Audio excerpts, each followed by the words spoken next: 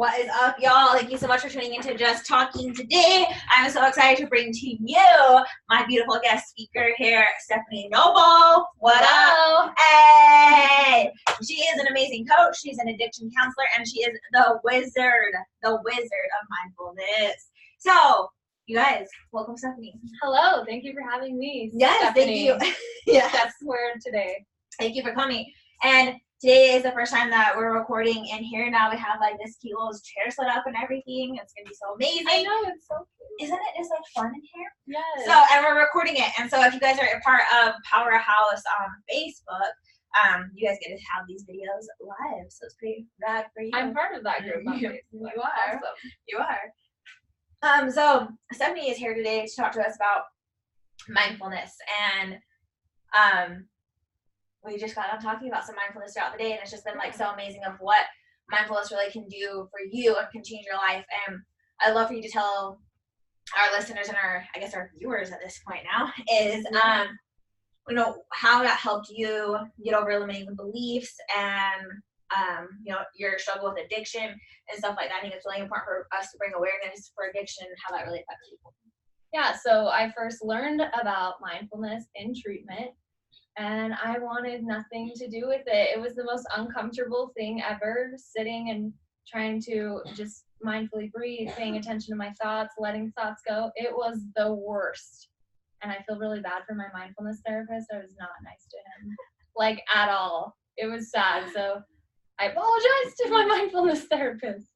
But so then I had to go through a relapse to kind of understand, holy shit, now I know what he was talking about of slowing down.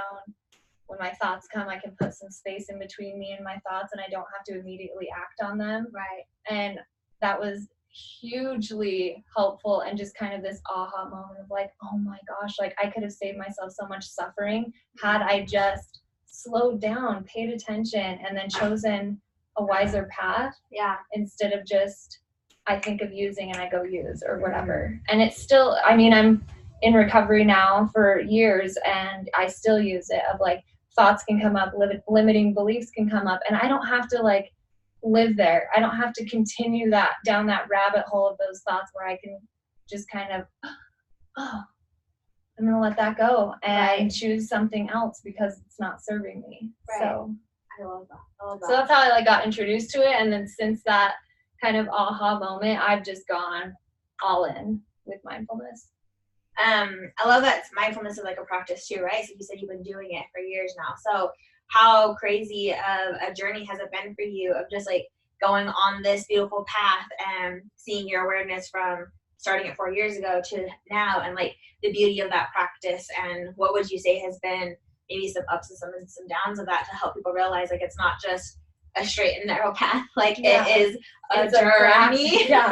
It's like going that I'll never stop practicing. Yeah. Right? Like I don't get to just, like we've talked about before, like you don't just get to go to the gym for 1 year and then just be done. Like I don't get to do mindfulness practices for a year and then be mindful the rest of my life. It's a consistent thing, and ups and downs. Sometimes my practice feels seamless and feels really authentic and aligned, and then other times I feel like I'm fighting and I'm not as mindful, or life gets in the way and I'm not as centered and grounded. So but that's part of it. Right. And because I've been practicing mindfulness so much, those days where it's not as easy, I can respond to it better. Right. So when you're actually aware of it too, like, you're like, oh, okay, this is just one of those days. Yeah. I really have to practice mindfulness. And it's just a day, like going back to the kind of gym analogy, where there's some days where you really have to work out a little bit harder because maybe you did something, maybe you ate something you should have over the weekend, or maybe you're just like, you know what, I really just need to like shock my body. I need to work it a little bit different today. Yeah. And it's just that it's like going back to that, and there's gonna be some days that are harder, some days that are easier, but it's sticking with it and being consistent with it, because you know how much better it helps you become. And we talked about this before, but it's like, would you say you, through mindfulness, you become more aligned with like who you really are meant to be? And what is that process, would you say? Yes. So I think like the trifecta. So mindfulness needs to be preceded by my intention, my morality, that I'm going into this practice for a reason, for a good reason. Right. And then my mindfulness practice, whether that's mindful breathing, body scans, progressive muscle relaxation, mindful driving, whatever, anything like that. And then it needs to be followed with compassion, kindness, forgiveness, serving others, getting out of self. So that's what makes it so beautiful, is just like I go into it with this beautiful intention, I do the practice, and then I bleed out this compassion into the world. Yes, I love that. And I love the word intention, because for me, intention is how I can be mindful, because I'm setting an intention to be mindful. Yeah. And so every morning I wake up, it's not like I just wake up and I'm just always in like the best mood ever. Yeah. And people ask me all the time. People that are, I'm like, yeah, why? Well, it's because but it's a choice. Morning. Your mood is a choice, right? Yeah. And I know that I want to love the morning, and the morning is like my alone time. And so I do wake up like excited for that, because I crave that like alone space. Yeah. And it's the only time that I ever am like alone, like is in that setting, And that's like my mindfulness, and then choosing an intention for the day. And sometimes that intention can change throughout the day based on what's going to happen or what goes on or whatever it can happen. But I think for setting an intention helps you choose mindfulness. Yeah.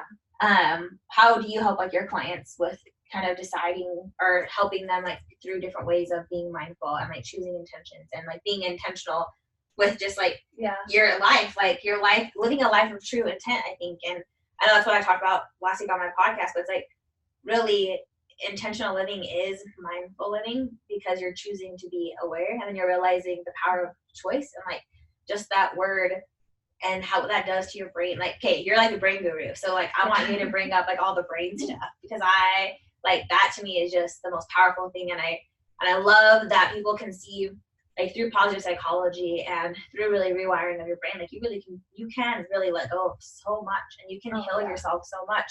And I love that there's all this science that it's not just think positive and your life's going to change. And I used to think that. I used to be like, oh, I'm super optimistic. And people would like come at me so hard. I was like early in my career at my old company. So I'm like, well, guys, we're just going to do it 3 5. Like, you can't just be optimistic. Like, we're having a business to run here. I'm like, oh, shit. Okay, my bad. And so you can think that way, but what are you following? Like, what action and behavior are you following it up with? So, right.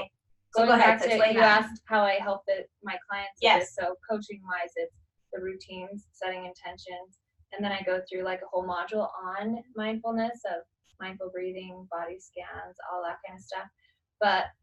And then as a counselor, it's kind of just, I can't force them to. Yeah, they're not paying me to teach them that, but it's like I can offer these skills and these gifts to people, but it really has to be like your thing. Like going back to my experience with it, at first I was like, like I did not want to do it. And then until I learned for myself and saw how it could have helped, did I pick it up. So just through different practices. And then for the brain thing, thank God for neuroplasticity, that our brains can change, especially for people in addiction. Doesn't it make you just so grateful for just your body in general?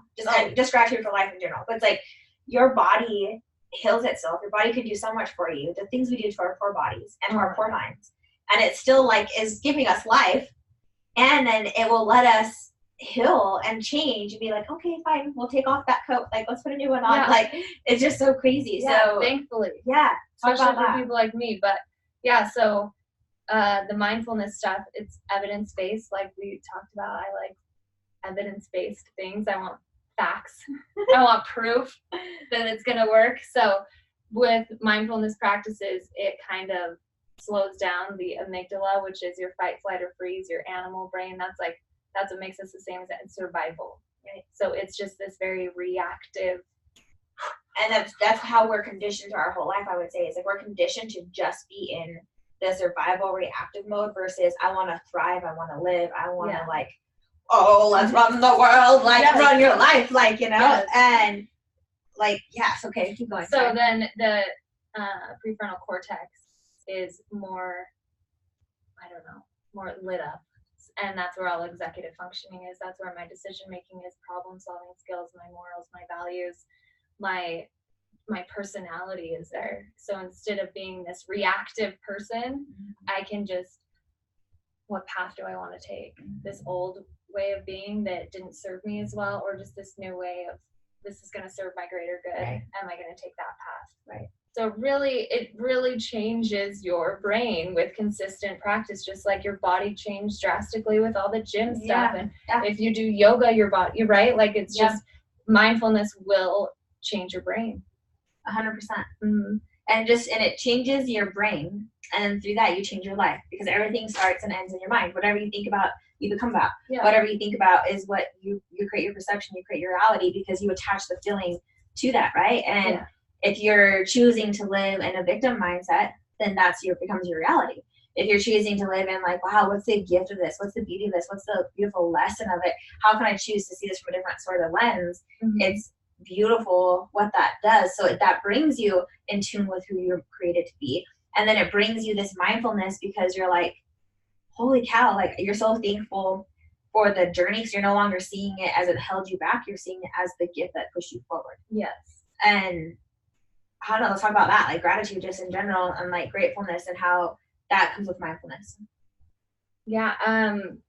Well, I want to talk about something really quick, like what you were just talking about, how it all starts in the mind and things like that, and what life do we end up getting because of that. So I love that, the behavior chain is something happens, right? A trigger. We instantly have a thought, which creates an emotion, which creates an action, which creates a consequence or a result. Right. So the thoughts is the first thing that we can actually interrupt, that we can change and do something differently before we get lost in the emotions, the actions, and then the results of it. So the thoughts, if through mindfulness, I'm aware of my thoughts, I can let them go, I can choose different ones, I can slow down and not just react to them. So that's so early on in the behavior chain. So if we can do that and master that, then the rest of it is way more purposeful, it's way more intentional, and it's going to get us the results that we want. Well, and just asking yourself why creates mindfulness in itself. Because most of the time we don't even know why we actually think something, or why we've ever been conditioned to even believe it. It's like, well, why do you believe that? Mm-hmm. And then most people they're like, well, it's just what my parents taught me. It's the environment that I'm in. It's what I thought. So I love doing this process with my clients. I'm like, I'll ask you this. Has ever been a vegetable that you thought you didn't like, and so you just never tried it? Yeah, I don't like tomatoes, but I have tried them. Okay. Well, let's say, has there ever been anything that you never have tried because you just assumed you didn't like it? I don't think so. It doesn't have to be a vegetable. It could be anything.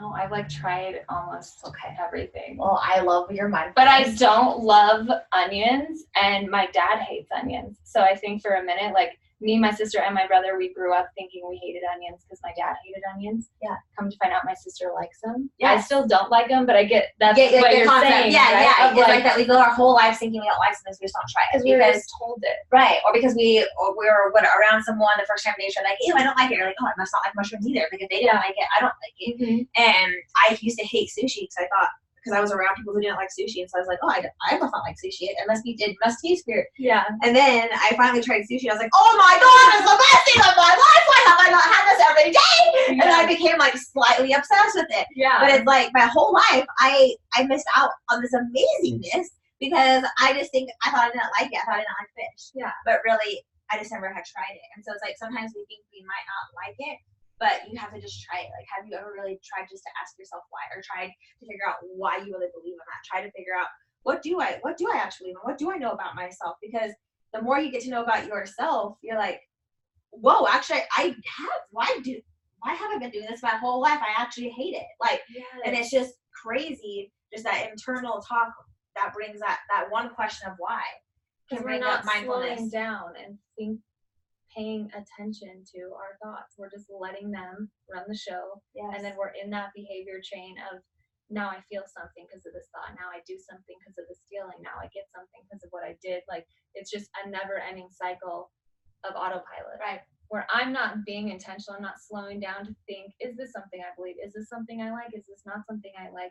Right. Is this feeling even warranted because of these thoughts? So it just slows things down, which is so counterintuitive to what our society tells us. We're such a fast-paced, instant gratification kind of society. So it's challenging to be mindful in a world like this, right? But it is so worth it. Well, and I think it's almost needed more because of the world that we live in now, because we don't have, you just don't go out in nature. You just don't go, like, you have to like plan it versus like before people would walk places, they would do like all this different stuff, right? Just like be more in tune just to like settle into the day versus just like letting the day run you. Yeah. And even like for people, like if you turn on like Netflix, you get 100 options. So it's not like you're always constantly like on overload. Like you're just like, whoa, there's so many opportunities, so many options. So much stuff coming in. Being consumed by it. Even when you're driving, like you're seeing so much and you're just like on full blast. And so it makes us addicted to needing that. It's like even now Amazon's doing like same day shipping. What we can't just, you know, and it's crazy. The world of instant gratification is why we have such an epidemic of so much, is because people can't just hold out and like put in the work for freaking 90 days or however many days you want to do it. I personally believe it takes 90 days to create a legitimate habit and legitimate change. But it's like, the 21-day thing, I'm like, I think I would never tell my clients. No. My addiction. No, well, 21 days I think gets you aware. Mm-hmm. It brings out to you're like, okay, I'm seeing what I'm doing here. Yeah. And then you got to stick that out for another 21 days. You got to make it to the 60 day, between like day 60 and 65 is my firm belief. And then after that, you see like what you can really be, and you might go back and self-sabotage for a second because you're really afraid of it. Mm-hmm. But if you can push back through there, that's the 1%ers. Those are the ones who finish the 90 days. Those are the ones who create different habits. Those are the ones who actually change their life. But it's if you can make it past the 21-day mark, because that's a lie we told ourselves. And then if we can and make that's it past where that, the mindfulness could interrupt a recurring pattern. Right.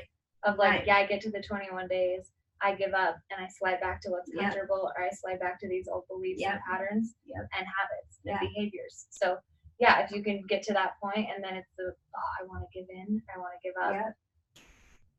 Like to dissect that. Where does that and ask why? Yeah. Why? And just let it go and do the next thing that you were already doing. And do 5, 4, 3, 2, 1. Like I use Mel Robbins. Like you know, like I just firmly believe that. Like 5, 4, 3, 2, 1, and just get back right into it. Yeah. Or to show up at the gym. Just put whatever it is that you're working on, just do it. Yeah. Because you've got to let the habit start to take over, and in my opinion, you're rewiring your brain in that sense to be like, nope, this is what we do now. Yeah. And you kick out the old habit, you change it, and through physiology, through movement, through actually acting out versus just thinking it, because it's great to think it, but if you don't go then act on it right away, your brain doesn't actually sense like, oh, this is who we are now. Yeah. Okay. And then asking your brain why, your brain opens up a file and it can't close it. And your brain wants to close the file. It's like, we cannot work until this file is closed. Yeah. We can't go to bed yet. Yeah. And so if you're asking yourself why, it becomes your own self-discovery path, because your brain wants to figure out why you thought that way.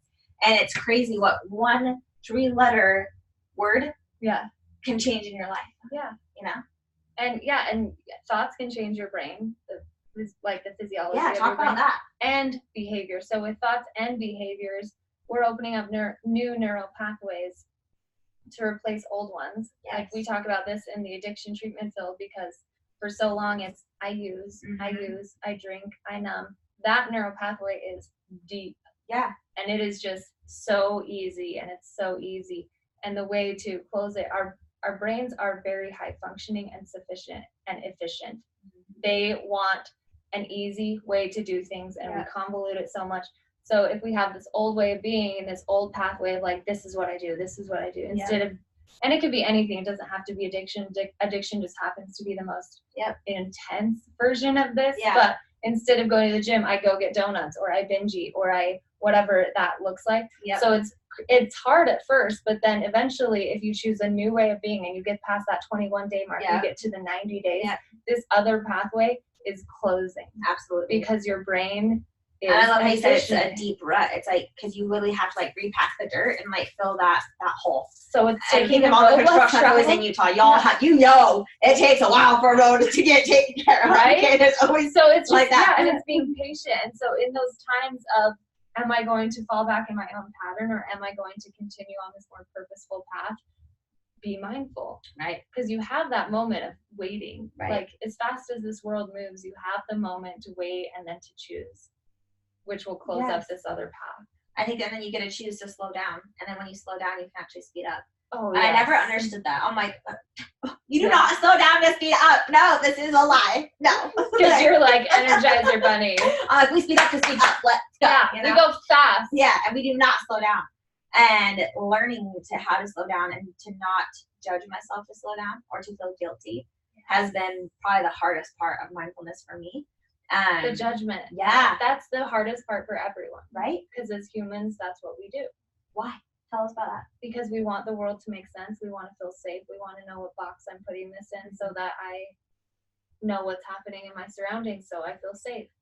But we kind of take it to the next level of like, I'm going to start judging these people on what they're wearing. I'm going to start judging this culture. I'm going to start, because I need to be right and safe all the time. Right. And so if we can drop the judgments, or at least practice dropping the judgments, right? We have to judge some things because if a car's coming at us, we need to know to move. So we're going to judge. I'm sorry. Never mind. Okay. Yeah. Yeah. Exactly. But to just like notice when the judgments come up and let them go. Right. And just like what it is. Right. Is it as it is?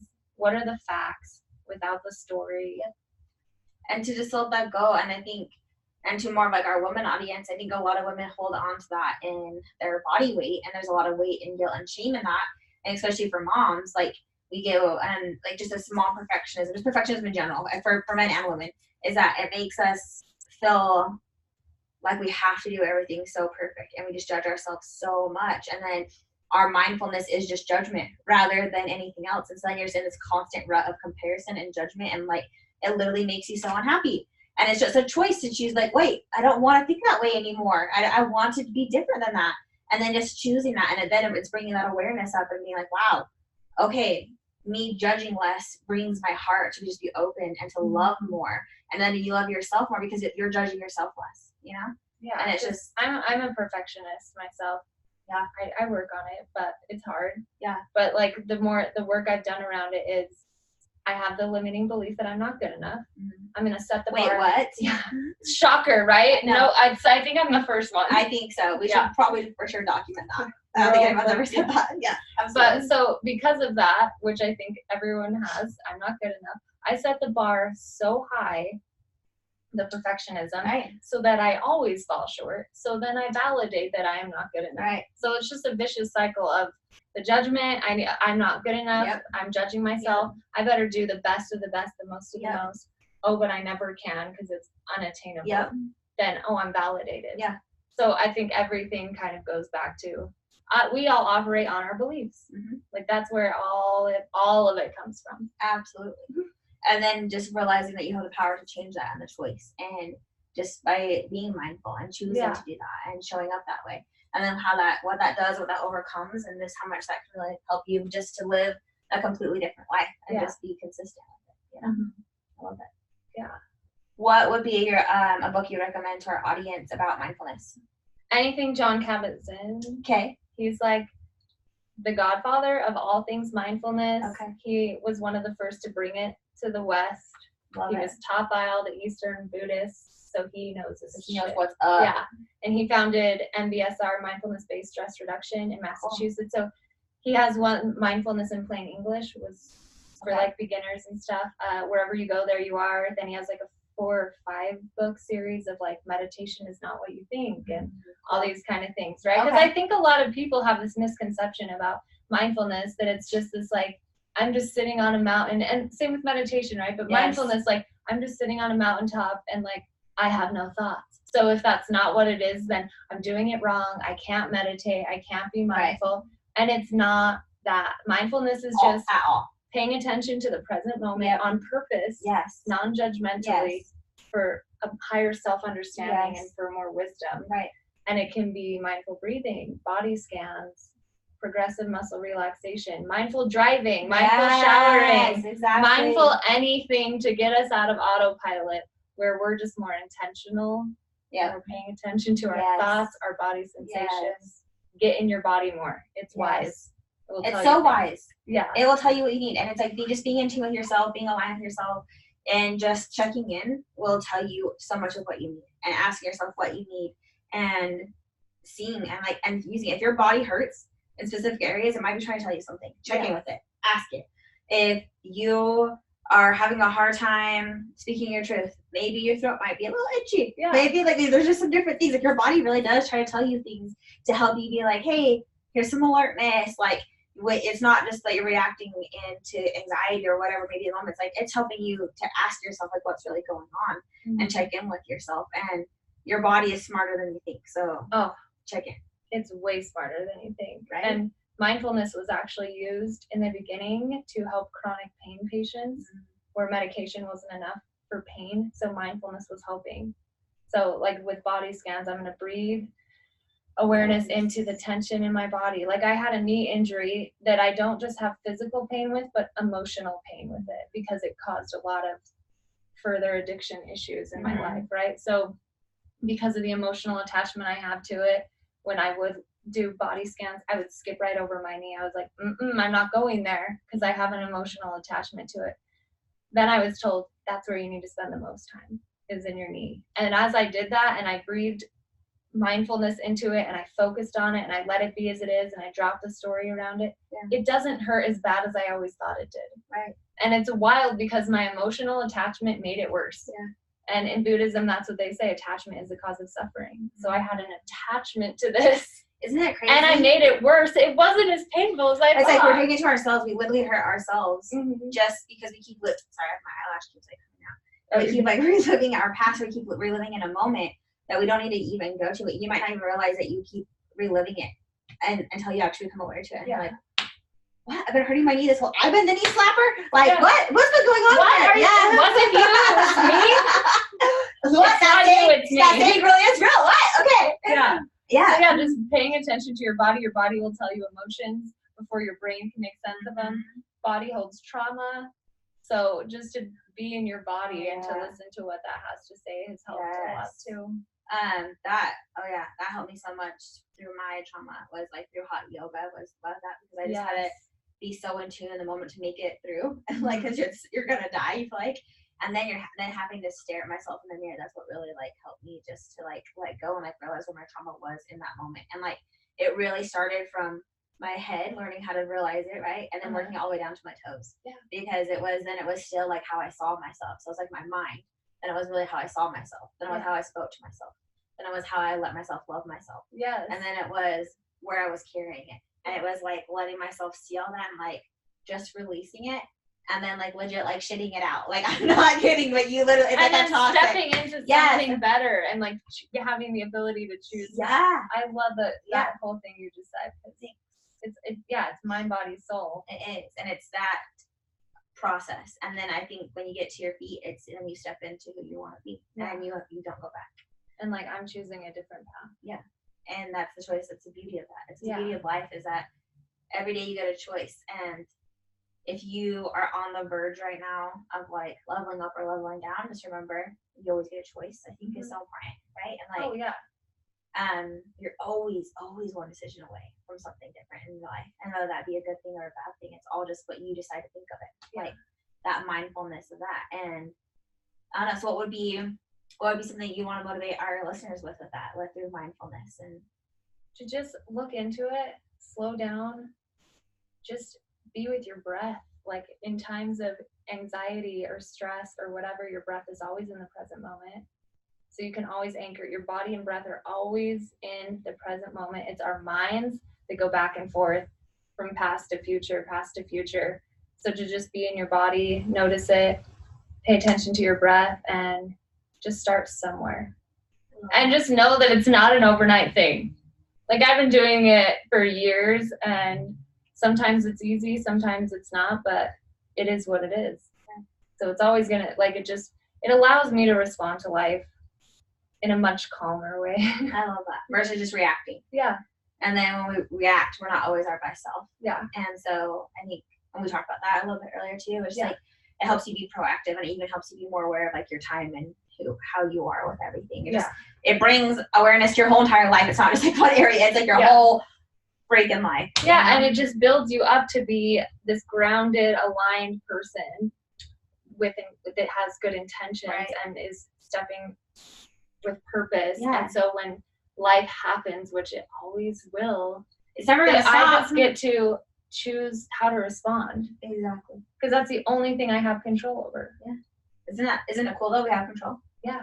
Like because I used to want to control everything, everybody else. I want to control how you think of me. I want to control what these people who I can't see think of me. I want to control everything, and how exhausting. So to know that like that is none of my shit, that's none of my business, but I get to manage how I show up in the world, how I return to my breath, and how I respond to life.